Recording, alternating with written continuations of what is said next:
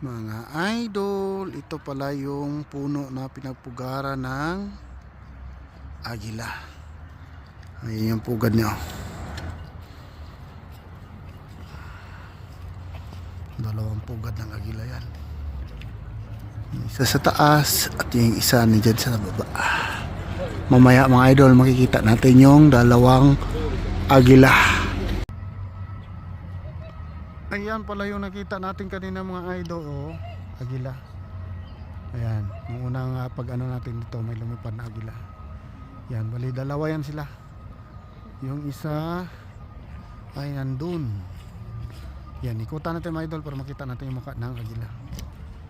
Ayan mga idol, kitang kita natin dito, oh. Bumuka yung pakpak ng agila. Una. Ayan, bumuka yung pakpak ng agila. Ayan.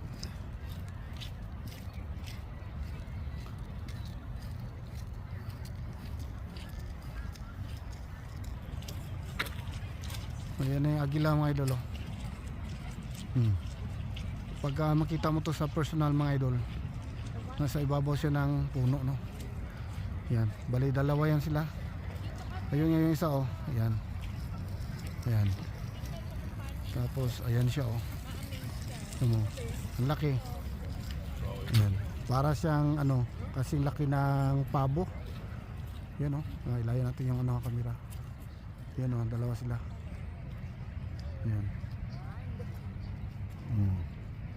Dalawang agila mga idol. Ayan. So dito mga idol, mga ganyan ay madalas pong makikita yung mga agila sa mga ganyan na mga matataas, matatayog na puno, no, dito. Lalo na pagka malapit sa lake. Yan, no? May tubig dyan, eh. May tubig. So dito lang sila tumatambay mga idol kasi nandito yung kanilang source of food, no? Yung mga agila na yan. Yan. At saka dito yung mga tao dito, ano na, sanay na sila magkita ng ganyan na agila. Parang baliwala na lang yan sa kanila.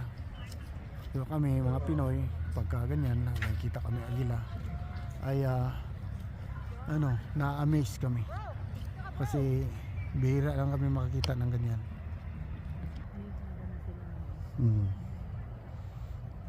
Bihira lang yan, makita tayo ng agila na ganyan. Meron pa sila isang mamaya. Ayan.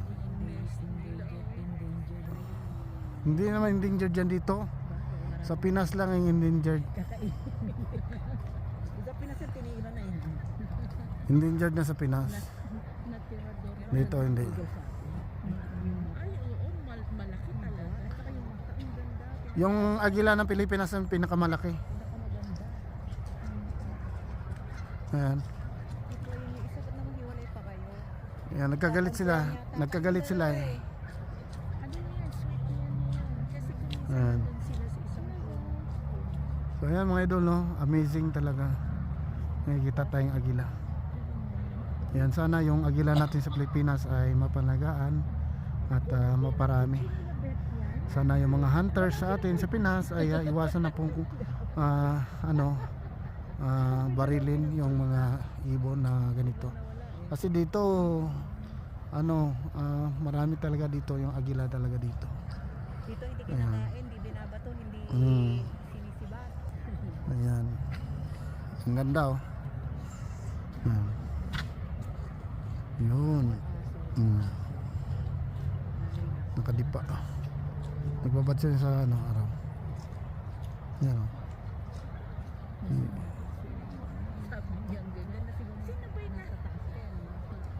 Yan mga idol, ha. Alagaan natin at pangalagaan natin ang ating mga hayop sa kaliskasan. Yan. Thank you for watching. Ayan. Bye bye.